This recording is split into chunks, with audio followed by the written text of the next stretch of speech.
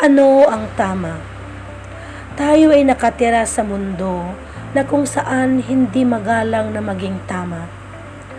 Kung ikaw ay tama, pagkatapos may ibang tao na mali, masamang asal lang yan ang sinasabi ng iba.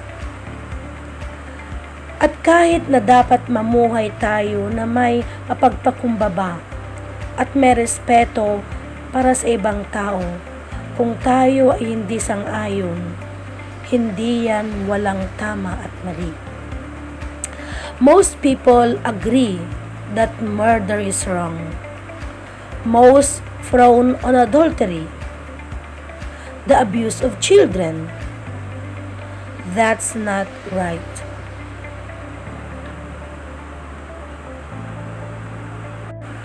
Ang mga kawalan ng hustisya ay nangyayari araw-araw at ang mga ito ay dapat maitama. How about talking behind your friend's back? Sometimes, when we are reluctant to hold others to standards of right and wrong, we also let ourselves off the hook. Without wisdom, you'll stray from a life that matters. And wisdom requires the pursuit of what is right. Ang karunungan ay nangangailangan na habulin kung ano ang tama. Bilang isang tao, kailangan nating dumanas ng maraming karanasan ng buhay para makita at malaman natin kung ano ang tama sa mundong ito. Dahil sa mga karanasang ito, nahahasa ang ating mga karunungan. Karunungan na galing sa Diyos. Ito ay natutulungan tayong itama ang mga mali sa ating mga buhay at magiging pagpapala ito sa iba. Karunungan na kailangan nating palaguin sa pamamagitan ng pagbabasa ng salita ng Diyos. Karunungan na kailangan nating palaguin sa tulong ng ating Panginoong Diyos.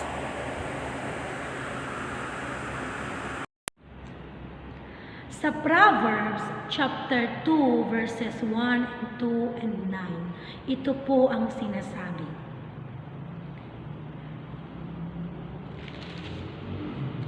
Aking anak, ang mga pangaral ko ay dinggin mo, at ang aking mga utos, ingatan nga at sundin mo. Ang pakinig mo'y ibaling sa wastong karunungan, at ito ay isipin ng iyong maunawaan. Kaya nga, iyong mauunawaan ang katuwiran at katarungan, at iyong susundan ang landas ng kabutihan. Sa araw na ito, pakinggan natin ang kwentong buhay ng isang kabataan. Siya ay si Ashley Dorile Corpus. Makinig po tayo sa kanyang kwentong buhay. Karunungan. Mula pagkabata at meron pa rin hanggang ngayon, ugali ko ang magdesisyon mag-isa. Hindi ako nakikinig sa payo ng mga magulang ko. Hindi ako nakikinig sa opinion na iba na alam kong ikabubuti ko. Kaya kadalasan, ay mas napipili ko ang bad choices kaysa sa good choices. May isang gabi na yung lolo ko kumakain ng talaba at gusto ko ring tumikim, gusto ko ring kumain, pero sabi ng magulang ko na huwag na kasi gabi na. Kasi kinabukasan daw ay sasakit ng tiyan ko. Pero sinuway ko. Kasi sa dahilan na gusto kong makatikim, gusto kong kumain. Kaya ayun, sinuway ko at humingi ako, kinain ko. Kinabukasan nga, sumakit yung tiyan ko. Meron din yung time sa school na nagpalit ako ng answer dahil sa nakita ko yung answer ng katabi ko na magkaiba kami, kaya nagpalit ako. Hindi ko rin alam na tama pala lahat ng sagot ko, kaya nung nag-check na kami, ayun, nasama ako sa score niya, which is mababa. Nagsisi ako kasi saan mo yung pakiramdam na sayang kasi ba't ko pinalitan, sana hindi na lang. At bago yung test na yun, sinabihan din kami ng teacher namin na huwag kaming magkokopyahan kasi hindi namin alam na may hila kami pababa kasi mangungopya kami. Kaya napagtanto ko na dapat pala mas nakikinig tayo sa kung saan yung mabuti, kung saan alam mas mataas yung parang percentage na tama yung choice, na nasa good choice. Kaya habang nag-grow up ako, habang papalaki ako, maraming nangyaring mali sa buhay ko, marami akong napipiling bad choices. Kapag mamimili ako, laging nasa bad choice. Kaya kung ako sa inyo, makinig kayo sa payo ng mga magulang nyo kasi pagsisisihan nyo kapag di kayo nakinig. Kasi kapag nasa maling choice yung nakuha nyo, may isip nyo na sana sinunod ko na lang. At huwag niyong ugaliin na magdesisyon mag-isa para sa sarili nyo. Kasi maling-mali talaga.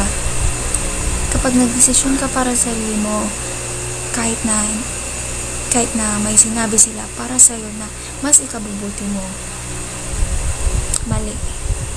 Kasi mas malaki yung possibility na bad choice yung mapipili mo.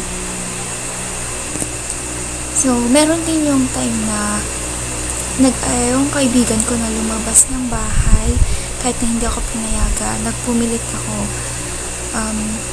Nagdesisyon ako ng ako lang.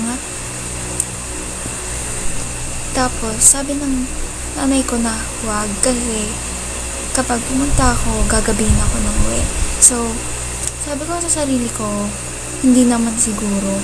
Kaya, hindi naman siguro kasi nasa isip ko lang is magiging masaya ako doon. Hindi ko naisip kung kapag gabi na ba, may sasakyan ba ako? Kapag gabi na ba, may mangyayari bang masama sa akin? Anong mangyayari sa akin? Tapos, ayun, sinuway ko yung sinabi ng nanay ko. Kaya, pumunta ako dun sa event na yon na ginabi ako ng uwi. Wala akong masakyan hanggang sa naglalakad na ako sa kalsada. May mga nadadaanan akong, may mga nakakasalubong akong lasing, may mga aso. Alam mo yung feeling na kinakabahan ka na kasi di mo alam kung makakauwi ka. Kaya, simulang noon, napagtanto ko na lagi na lang dapat makinig sa payo ng mga magulang, sa opinion ng iba na alam nila mas kabubuti mo. Kasi kung hindi ka makikinig sa kanila, lagi kang nasa bad choice. Sana maging aral na sa inyo yung mga naranasan ko sa pagpili ng tama sa mali. Kaya ayun, kailangan natin ng karunungan sa buhay para malayo tayo sa maling choice, para malayo tayo sa mga masamang pangyayari.